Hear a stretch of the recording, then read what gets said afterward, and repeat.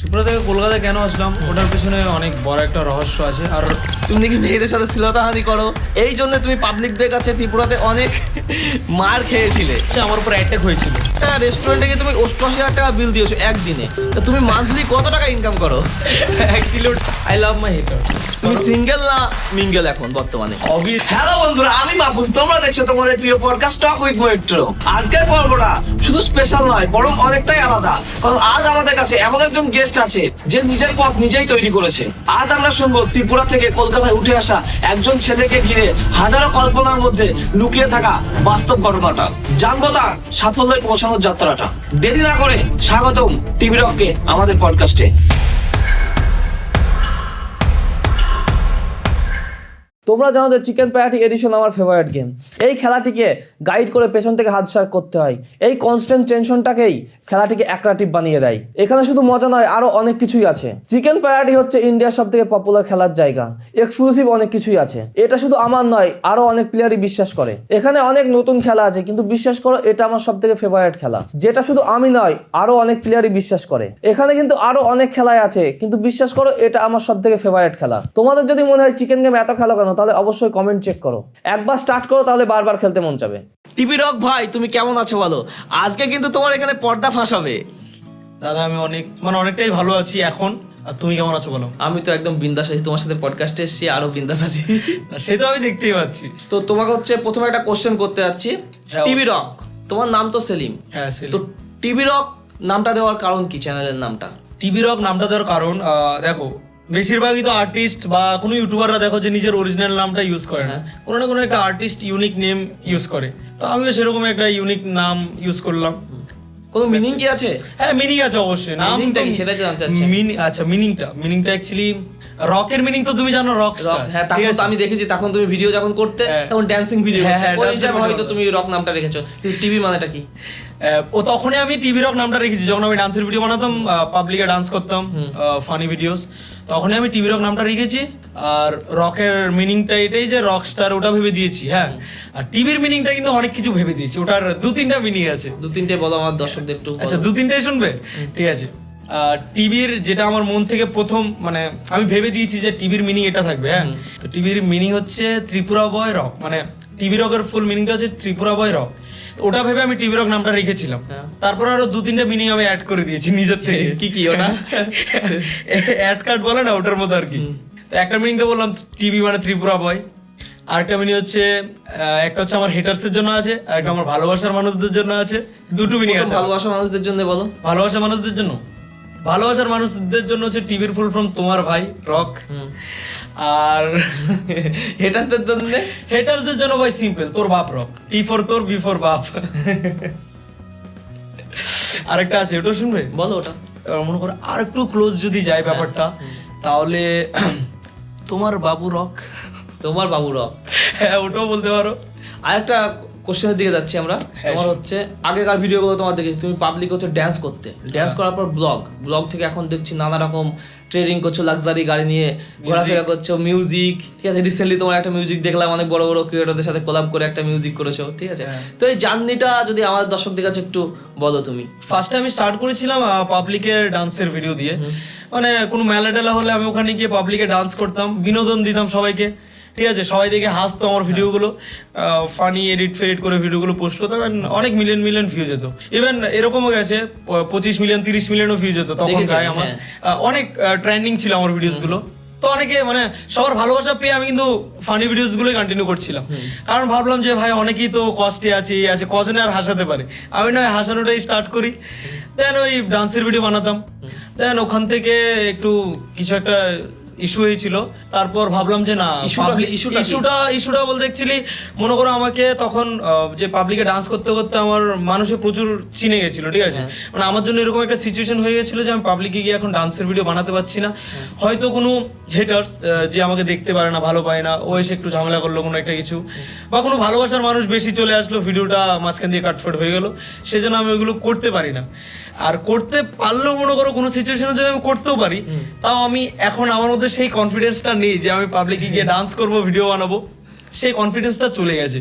তখন ছিল, তখন হয়তো আমার 16-17 বছর চলছিল, তখন সেই কনফিডেন্সটা ছিল। মানে ভাইরাল হওয়ার একটা জোশ ছিল জোশ মনে ছিল, আলাদা। হ্যাঁ, বুঝতে তখন আমার যেটা মনে আসতো আমি করে নিতাম, মানে মানুষকে আনন্দ দেওয়ার জন্য। দেন তারপর আমি ভাবলাম যে না, ধীরে ধীরে একটু ক্যাটাগরি চেঞ্জ করি, সবকিছু আপডেট হচ্ছে, আমি ভাবলাম যে না আমিও ধীরে ধীরে সবকিছু ট্রাই করি। আমার ব্যাপারটা হচ্ছে কি, আমি একটা জিনিস আমি স্থায়ী না যে আমি শুধু এই কন্টেন্টটা বানাবো এটা নিয়ে থাকবো না। আমি অনেক বিভিন্ন জিনিস ট্রাই করেছি। আমি মিউজিক ভিডিও করলাম, দেন আমি র্যাপের ভিডিও মানে র্যাপ সং বানিয়েছি, ইভেন আমি নিজে গিয়েছি র্যাপ, যারা অনেক ভালোবাসা দিয়েছে আমার র্যাপেতে, আমার যারা ভালোবাসার মানুষ আছে। তারপর ট্রেডিং, অ্যাকচুয়ালি ট্রেডিং এর ব্যাপারটা পুরো আলাদা। ট্রেডিং যখন আমি মনে করো কন্টেন্ট ক্রিয়েশন যখন ফার্স্ট স্টার্ট করি, তখন থেকে আমি ট্রেডিং এর প্রতি লাইক আমার আগ্রহ ছিল শিখবো। কারণ ট্রেডিংটা হচ্ছে এটা একটা ইনকাম, মানে একটা বিজনেসের মতো। কন্টেন্ট ক্রিয়েশন তো আলাদা, পপুলারিটির জন্য, টাকার জন্য, সবকিছুর জন্য। তো ট্রেডিং আমি তখন থেকে লাইক হালকা পাতলা করে একটু ইউটিউবে ভিডিও দেখতাম, বুঝতাম, শিখতাম, এর ভিডিও ওর ভিডিও দেখে যে ট্রেডিং কিভাবে করে XYZ আমি তখন থেকেই দেখতাম। তো লাইক প্রায় ওই যখন আমার 17 ছিল, এখন তো আমার এজ মানে ওরও 21-এ আমি পড়লাম, তো যখন 17 ছিল তখন থেকে অলমোস্ট আমি ট্রেডিং এর ব্যাপারে নিয়ে ঘাটাঘাটি করতাম। আমি একটা কোশ্চেন করতে চাচ্ছি তোমাকে, ট্রেডিং করে কি আসলেই টাকা কামানো সম্ভব? হ্যাঁ অবশ্যই, ট্রেডিং করে টাকা কামানো সম্ভব যদি তুমি ডিসিপ্লিনে থাকো। এবার আমি বলি, সবাই কিন্তু ডিসিপ্লিনটা পারে না আর কন্ট্রোল করতে পারে না। তোমরা যে আমার প্রফিটটা দেখছো এরকম না যে আমি শুধু প্রফিটই করি বা প্রফিটই করেছি। আমার কিন্তু একটা সময় অনেক লস গেছে, লাইক আমি লসের কত লস গেছে সেটা পার্সোনাল গেছে, লাখ, অনেক লাখ। কত লাখ আমাদের দর্শকদের কাছে একটু বলো। আচ্ছা সেটা বলতে হবে? হ্যাঁ বলো। আমার অলমোস্ট ট্রেডিংয়ে যখন আমি ট্রেডিংয়ের জার্নি স্টার্ট করি, প্রথমই যদি প্রথম থেকে লস ধরি তাহলে তো অনেক গেছে। ওটা না যেটা আমার হাইয়েস্ট লস গেছে, আমার একদিনে হাইয়েস্ট লসটা বলছি, হাইয়েস্ট লস। টোটাল লস আমি বলছি না, কারণ এখন হয়তো আমার টোটাল লস আমার রিকভার হয়ে গেছে, আমি তুলে নিয়েছি ট্রেডিং থেকে। তো আমার একদিনে হাইয়েস্ট লস গেছিল 12 লাখ টাকা। 12 লাখ টাকা একদিনে? আর ওটা ছিল আমার পুরো লাইফ টাইমের ইনকাম ছিল, মানে আমার সেভিংস ছিল 12 লাখ টাকা, আমার অ্যাকাউন্টেই ছিল 12 লাখ টাকা। ওটা দিয়ে আমি ট্রেডিং করেছি আর আমার ইগো ট্রেড করেছি। লাইক আমার মনে করো একটা ডিসিপ্লিনে থাকা উচিত ছিল যে আজকে আমার 50-60 হাজার টাকা ট্রেডিং এ লস হয়েছে, আমি আর ট্রেড করবো না, ডিসিপ্লিনটা রাখি। ওই ডিসিপ্লিনটা আমি রাখতে পারিনি, আর নিজেকে আমি কন্ট্রোল করতে পারিনি, আর মানি ম্যানেজমেন্টও করতে পারিনি।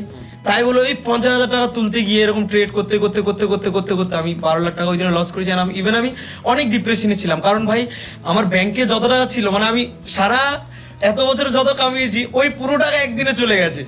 আমি অনেকটা ডিপ্রেশনে পড়ে গেছি। ইভেন আমি 3 থেকে 4 মাস আমার ফেসবুকে ভিডিও না কোথাও অ্যাক্টিভ ছিলাম না আমি ঠিকঠাক, শুধু ইনস্টাতে টুকটাক রিল পোস্ট করতাম। দেন ভাবলাম যে না, আরো ভালো করে আমাকে শিখতে হবে। আর এই ঘটনাটা ছিল অলমোস্ট বেশি না 1.5 বছর হবে। 1.5 বছর? হ্যাঁ 1.5 বছর হয়ে যাবে ঘটনাটা। দেন ওই লসটা হওয়ার পরই, যখন লসটা হয়েছে তখন কিন্তু আমার মোটামুটি নলেজ ছিল, শুধু কন্ট্রোল করতে পারতাম না নিজেকে। বুঝতে পেরেছি। তারপর ধীরে ধীরে নিজেকে কন্ট্রোল করাটা শিখলাম। মনে করো মোটামুটি ভালো প্রফিটের মধ্যে এই ইয়ারটা। এখন তোমার ট্রেডিং থেকে টোটাল ইনকাম কত করেছো তুমি? সেটা পার্সোনাল, সেটা আমি বলতে পারবো না, সেটা পার্সোনাল আছে। বাট হ্যাঁ আমি এটা বলতে পারবো যে যত টাকা আমি আমার স্বপ্নে মানে ভাবিনি যে এত আমি কামাবো, ওরকম তো আমি কামাচ্ছি অ্যাটলিস্ট। বা আমার তো একটা মানে যখন আমি ছোটবেলায় আর কি, আমার তো একটা টার্গেট ছিল না যে আমি বড় হলে একটা গভর্নমেন্ট জব করব, এটা করব, ওটা করব, গাড়ি কিনবো। ওই যে ড্রিমটা ছিল না, ওই ড্রিমটার চেয়ে তো 10 না 100 গুণ বেশি তো আমি করছি এখন ইনকাম করছে তার থেকে বেশি। হ্যাঁ অনেক মানে লাইক আমার জন্য ঠিক আছে। আর ভাই মানে আমি তো নর্মাল ট্রেডার, আমি অত হাই ফাই না, মানে অতটাও উপরে যাইনি আমি। আমার জানাশোনা এমনও ট্রেডার আছে ভাই যারা মানে দিনে কোটিতে কামায়, একদিনে কোটি। হ্যাঁ ইভেন ওরা ইন্ডিয়াতে থাকে না, এখন দুবাই শিফট হয়ে গেছে। হ্যাঁ শিফট হয়ে গেছে দুবাই বাইরে, কারণ ট্যাক্সের জন্য ইন্ডিয়াতে থাকলে প্রবলেম হয়ে যাবে, ওরা এখন বাইরে আছে। তো আজকে যে শুটে এসছো এর আউটফিটটা কত তোমার? এটা আবার কি কোশ্চেন? আউটফিট আমি নরমাল পরেছি, আমি অত পরিনি, আউটফিট নরমালি। তাও কত হবে বলো? চশমাটা কত? চশমাটা তো ব্র্যান্ডেড মনে হচ্ছে। চশমাটা হয়তো আমি যখন নিয়েছিলাম, আমি যখন নিয়েছি তখন হয়তো প্রাইস ছিল 37,000। 37,000? হ্যাঁ 37,000 দিয়ে নিয়েছি। এখন একটু প্রাইস, সানগ্লাস এটা মেটার আছে অ্যাকচুয়ালি, এটার মধ্যে ক্যামেরা আছে কিন্তু। ও এটাতে ক্যামেরা আছে আর এটাতে এআই মানে এআই বিল্ড আছে আর কি, মেটার থেকে এটা। তো লাইক কোনো কোয়েশ্চেন হলে আমি যদি আস্ক করি যেন আমাকে আনসার দিয়ে দেয়, যেন এটার মধ্যে সাউন্ডও আমি শুনতে পারি, কল আসলেও কথা বলতে পারি, আর ক্যামেরার রেকর্ডিং হয়, ভিডিও ব্লগও রেকর্ড করতে পারবো, মানে অনেক ভালো কোয়ালিটি। তো আমি নিয়েছিলাম যখন 37,000 সামথিং ছিল, এখন আই গেস 32,000 সামথিং এ পেয়ে যাবে তোমরা। তোমার জন্ম তো ত্রিপুরাতে, হ্যাঁ। তো তুমি ত্রিপুরা থেকে কলকাতায় কেন আসলে? ত্রিপুরা থেকে কলকাতায় কেন আসলাম ওটার পেছনে অনেক বড় একটা রহস্য আছে। আর